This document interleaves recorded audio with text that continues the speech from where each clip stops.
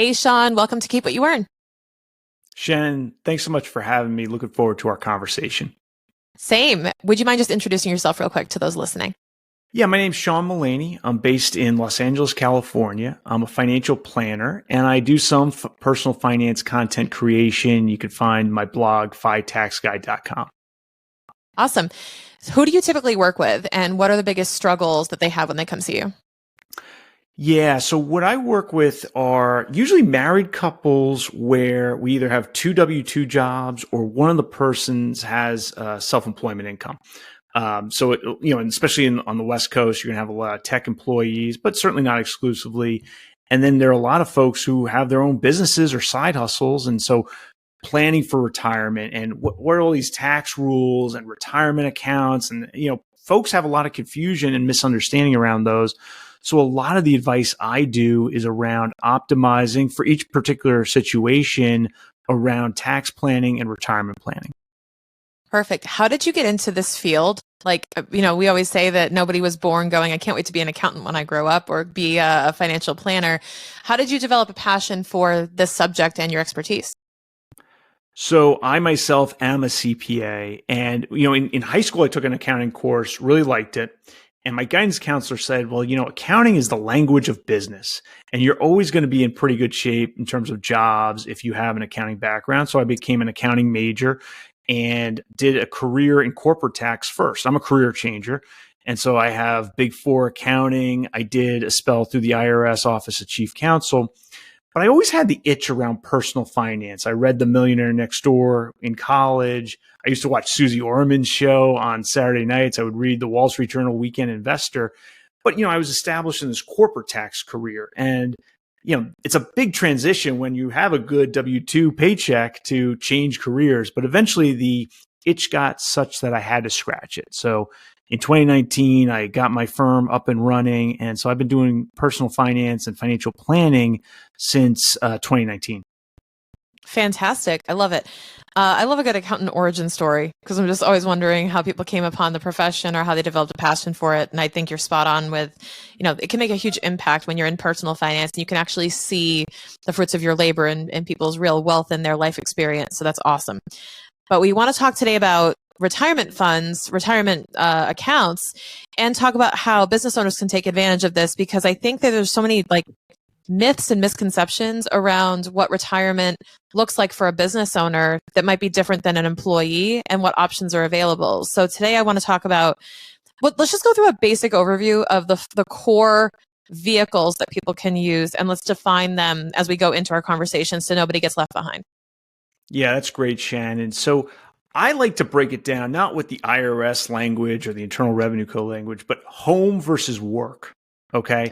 Basically, most Americans, including small business owners, have two buckets of retirement accounts, what I refer to as the home accounts and the workplace accounts. So let's talk about home accounts.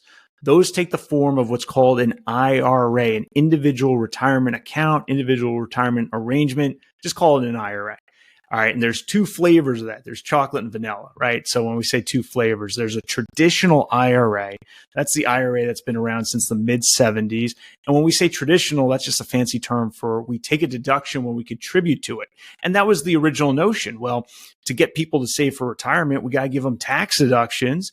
But, it was like, okay, so you make a contribution to a traditional IRA. Hopefully you get a tax deduction. Okay, great. But then on the out end, it's going to be taxable when you take it out in retirement. So that's the so-called traditional IRA. And all you need to contribute to that is earned income from any employer in the world or 20 different employers. Doesn't matter. Just the earned income and a pulse. You got both those going for you. You can contribute to a traditional IRA. Then in the late 90s, they said, well, yeah, that's great, but there's this taxation on the out end. What if we flip that? And they flipped it. They said, okay, well, we're going to have an IRA, but it's not going to be a traditional IRA. It's going to be a Roth IRA. And what we could do there is no deduction on the way in, but tax-free growth and tax-free treatment in retirement. They call that the Roth IRA. It's named it's not for David Lee Roth, although many people appropriately think that. It's named after William Roth, who happened to be the Delaware senator who was the chairman of the finance committee when they passed it. But anywho, a Roth IRA is no tax deduction on the way in, but tax-free growth. That's the easiest sale in personal finance, right? We all love tax-free. So On the out end, you get tax-free growth. And again, all you need for that is a pulse and earned income. All right, so those are our home retirement accounts. What about our workplace retirement accounts? Well, there's a lot of jargon there. The most popular workplace retirement account today is the so-called 401k. That number just comes from the Internal Revenue Code. You don't need to worry about that. But the 401k at work, what that allows is two different types of contributions. Our own employee contributions, and then our employer can put a matching contribution, sometimes a non-elective, non-discretionary contribution. It's a great way to build up wealth for our retirement. And with the 401k, that too has the chocolate and vanilla, the traditional and the Roth, right? So we can maybe deduct those contributions on the way in and then have them be taxed in retirement. Or we do the flip. We don't get a deduction today and we do a Roth 401k and then it's tax-free in retirement. So that's sort of to my mind, that's the 30,000 foot overview of where retirement accounts are. We have home and we have work, and most people can contribute to both as long as they have earned income. Now with the 401k, it's got to be earned income from that particular employer, but they're open to both, including small business owners. Right. And this is a great overview for those who don't know. And there are other, though, accounts that start circulating in the business world. And now you mentioned IRA is home, 401k is work, but then there are these other things that actually have IRA in the name, the SEP IRA, the simple IRA. So can you just kind of give us an overview of those and how they relate to our business owners listening? Yes. So those are potential options for business owners. The simple IRA, let's start with that one. To my mind, that has a very limited use case. So meaning situation where it would apply in a very favorable way. So a simple IRA tends to be almost like a baby 401k. What it's doing is it's saying, okay, employee, you have an option to contribute up to a certain limit. And I have to look up the 2024 limit, so 16,000 or something like that. Or that was the 2023 limits. They change these every year. So the employee has a deferral option in a simple IRA, like a regular 401k, but it's a little smaller. The plan is pretty easy to administer, and it usually requires a relatively modest employer contribution.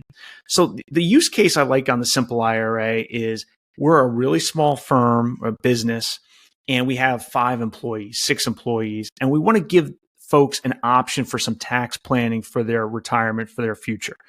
But outside of that limited use case, I tend not to like the simple IRA because the contribution limits are not that high, especially compared to some other vehicles. All right, so that's the simple IRA. What about a SEP IRA? And the SEP IRA applies if we're a solopreneur. We'll talk about that more later. And it applies if we're a small business. Now, the SEP IRA is only an employer contribution vehicle. So there's no employee contributions like there would be with a 401k or a simple IRA.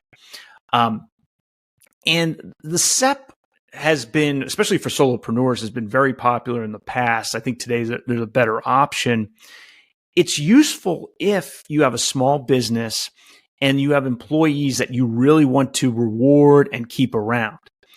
Because you can make a very significant employer contribution to a SEP IRA. The issue I run into with a SEP IRA is this.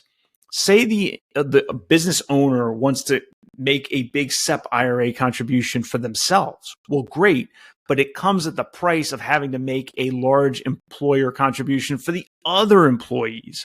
So you're sort of signing up for a very expensive way to reward yourself. If you're going to reward yourself through the SEP IRA and you have other employees, guess what? You got to pay them a lot into their SEP IRAs. Now, look, if you have 2 or 3 employees and they're all very high value to the business and you want to keep them around, that might be a great way to do it. Hey, you're getting this big retirement plan contribution every year. You might want to stick around.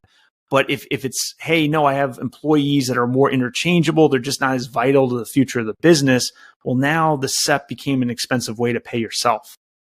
Yeah, it's kind of that model of, when you were a kid and then you brought candy into class and it's like, I hope you brought enough for everybody. I always think of that. It's like you bringing candy into the class and it's like, did you bring enough for everyone, Johnny? And that's always been the mentality with SEP IRA is if you can afford to contribute to yourself, you have to make a proportionate equitable, if you will, contribution to your other employees, which is usually a deterrent from that approach, unless you're a solopreneur who plans to stay as such, or as you put it, you have really loyal employees you want to reward. But I find that it puts the solo 401k, which we're going to talk about, but having a 401k plan, even having a 401k plan for your business, for your employees, puts everybody in more control. So that's why I tend to favor it personally, is that everybody's in control of how much they're saving and how much they're contributing, all within reason. I agree with that, Shannon. That's that classroom analogy is fantastic. But you're absolutely right, though. The SEP just sets you up for an expensive way to reward yourself. So I'm not as fond of the SEP. Yeah. So if business owners are listening and they want to begin the journey of starting retirement planning from their business, say they're generating enough cash flow and they say, you know what, I have enough that I can pay myself, but I do want to be setting aside, I'm getting advice left and right that I should be setting aside even a little bit at a time toward my future wealth building, and they want to set this up for themselves. Let's just walk through the main options for an entrepreneur based on where they're at in their journey that you would recommend for folks. And I know obviously there's an it depends cloak over everything we say, but in general, what they want to be considering and where they should be looking. So at the very initial stages of the journey, where we're not all that profitable, but we're at least somewhat profitable, I would say start at home, right? Roth IRA can be a perfectly valid way to start off, or even a deductible traditional IRA contribution, right?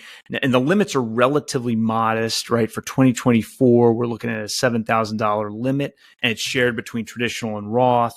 It's $8,000 if we're 50 or older, right? So I would start at home. Okay. But now let's say we're beyond that. We can max out, say, a Roth IRA contribution at home. And now let's say we have no employees. All right. If we have no employees, I think our dichotomy is generally going to be between the SEP IRA and the solo 401k. And in that case, I generally tend to advocate for the solo 401k. Now, I also wrote a book about the solo 401k. So surprise, surprise, I advocate for the solo 401k. But I do believe I'm right, even if that's a biased view. And I say that for a couple main reasons. The first thing with the solo 401k is it has a lot more contribution limit, because the solo 401k allows both employee and employer contributions. The SEP IRA only allows employer contributions. Okay. So let's just say you had a Schedule C. So Schedule C is this form that goes on your tax return every year, and it reports the profit from your business, right? It has the revenue, the expenses, and then at the bottom, you get your net profit from business. Well, that's an important number because that goes into how much could you put into one of these retirement plans. And I've run the numbers in terms of a solo 401k and solo 401k and a SEP IRA. Let's say it's about $100,000 of profit on that Schedule C. Generally, what we're looking at in terms of limits on the solo 401k is about $41,000. And on the SEP IRA, it's about $18,500 and a little change in most cases. So I would prefer to use an account that gives me a lot more freedom and flexibility. By the way, you don't always have to max out, but I think the solo 401k is user-friendly enough that using it when we have a much better limitation in most cases. Look, if we're making $1 million, the limits are the same, but that's not most of the folks in the audience here.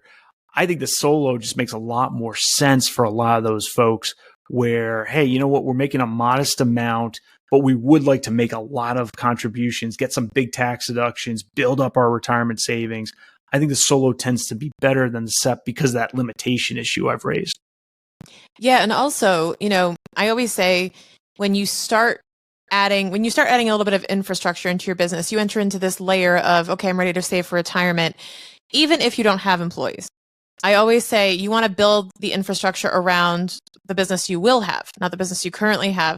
Just because then, let's just say you do a SEP IRA now. Now, you can answer this for me too, but I believe you can then switch and do a 401k later when you have employees. Like, you're not bound to this permanently. This is not a permanent life decision. However, I just think it would be a lot more convenient if it's, okay, I set up a solo now, even if I don't max it. And then when I bring on employees, I add them to a plan and we make this a full-blown 401k plan, no longer solo. And it's a little bit of an easier transition. Is my assumption correct?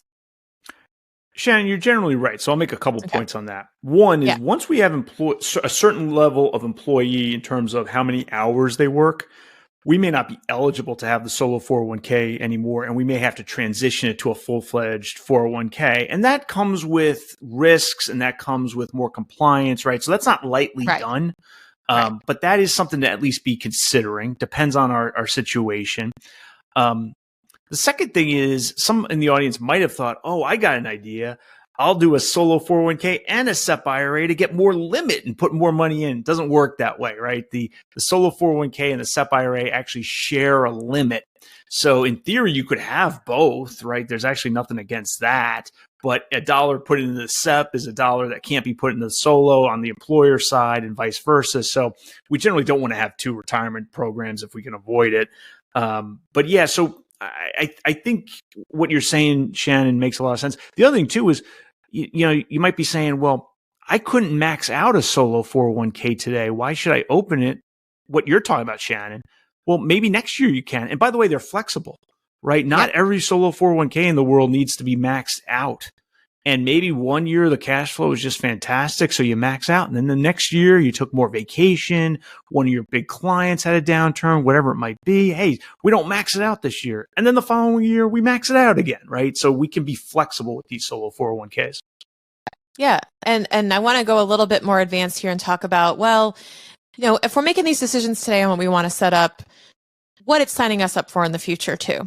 Because things will change, circumstances will change, priorities will change. Just to your point, like cash flow will change in the business, our ability to invest will change.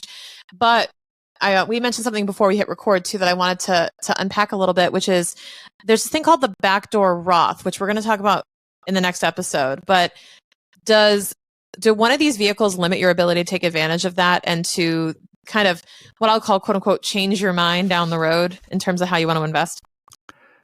Very much so, Shannon. So the SEP IRA creates a problem with the so-called backdoor Roth IRA. And let's just go over a little terminology. Backdoor Roth IRA is a two-step transaction that allows higher income earners to make a contribution to a Roth IRA when the rules otherwise say, well, your income's too high to make an annual contribution to a Roth IRA. It's actually a gimmick that gets around a really bad tax rule, right? In Canada, they have something called the TFSA, the tax-free savings account, which is their Roth IRA. And there's no income limit, right? It's silly that there's an income limit, but it is what it is. There is this two-step transaction that gets around that silly income limit. And gets us more like Canadians. But the problem with it is if you have a SEP IRA or other traditional IRAs, you generally speaking can't do it efficiently, right? Most of the transaction becomes taxable. It's just not good. So with the solo 401k, if we set that up, we don't have to worry about the backdoor Roth IRA, the way the rules work. We can still do a backdoor Roth IRA very effectively.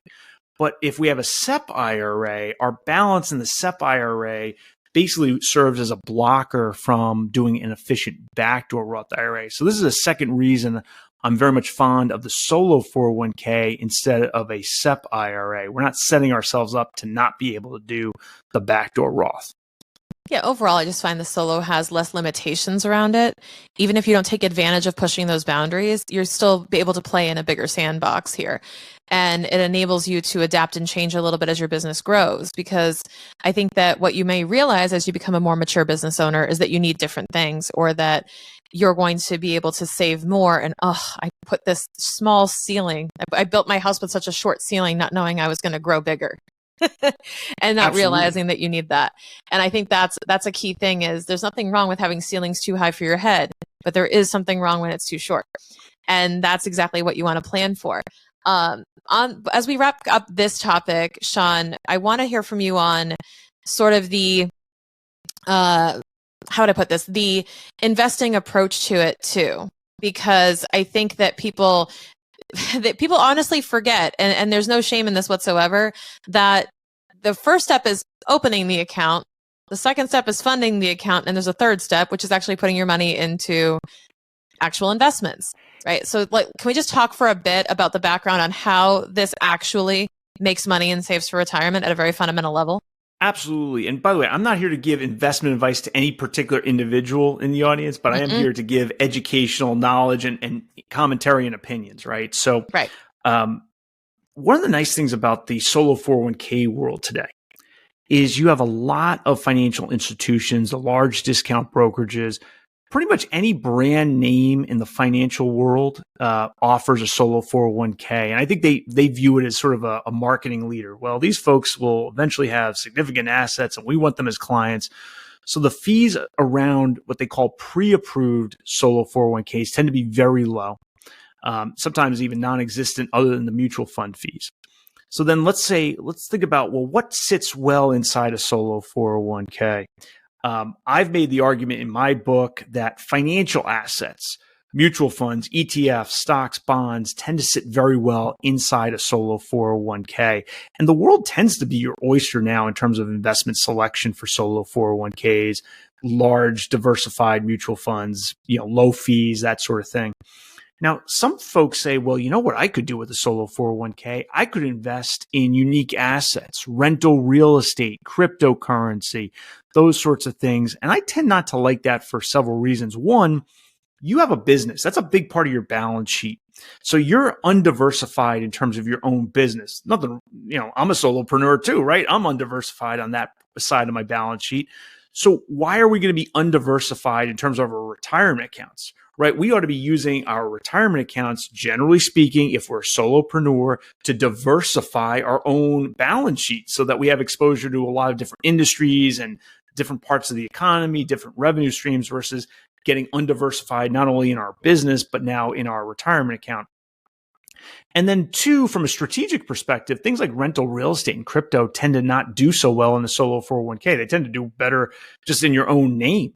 Right? Rental real estate has depreciation deductions. We put that in a solo 401k. We just neutered depreciation deductions. I call that breaking into jail, right? We hid depreciation deductions from the IRS, right? I don't think that's the best tax planning. What about crypto? To my mind, crypto is a very volatile asset. So it's either, in many cases, right? You do your own analysis. It's either going to go to the moon or it's going to go way down. Well, if it's going to go way down, we want that on our tax return so we can take a loss on our tax return. And if it's going to go way up and we're 30 years old, now we have a huge gain that's trapped in a retirement account. We'd actually rather it just be in a taxable account. We pay some capital gains tax, and now we could use that to fund our down payment on our first home. We could use that for our future today versus if it's in a retirement account, it's now trapped, ordinary income tax, 10% penalty. So that's the way I sort of approach the investment component of the solo 401k. And Shannon, like you're saying, it's important to invest it, right? I mean, cash is, there's nothing necessarily wrong with cash, but we generally don't invest, put all our retirement savings just in a cash account for 30 years and hope it's good for our retirement, right? We generally do want to invest that in a productive, growing asset.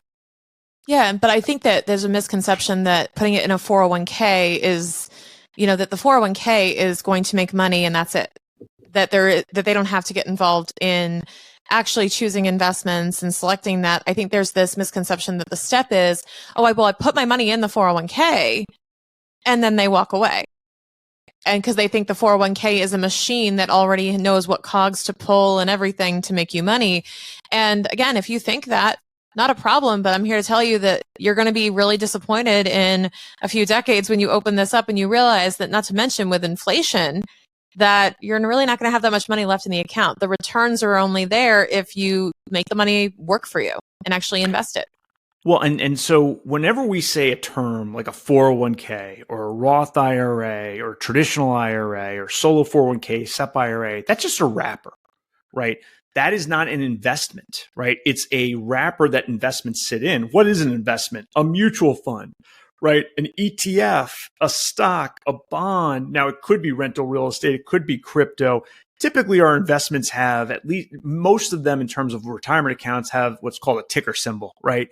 3 to 5 letters that tell us, sometimes it's one letter, I guess, but generally 3 to 5 letters that tell us, that we can Google and then we could see, well, okay, this is the investment and this is what it holds, and we can start learning about our investments. Definitely. So after listening to this episode, what I hope you're doing is thinking about, okay, this is kind of the direction I want to go in. And we're not here to skew you on the solo 401k. We're not paid by anyone to promote a solo 401k, obviously. But I'm a fan of it myself because I feel like it has the least restrictions and a little bit more flexibility for my small business owners out there. And there are other vehicles that work well, but this one seems to be the most commonly beneficial in my mind for most people that I work with. And if you explore that, then you go to a brokerage or what we call a third-party administrator, which is TPA, if you see this term thrown around, and you can enroll your business to get one of these plans. They're not that complicated to set up. I've done it with clients before, but we have that step worked on. So now, if you're listening to the show, we've covered with Sean the different options you have available, which one might be for you. And on tomorrow's episode, we're going to unpack more on traditional versus Roth and actually strategizing how you are either investing or how you are allocating those funds so that you can get the optimal result for your goals. Sean, thanks for joining me today, and we'll see you guys tomorrow.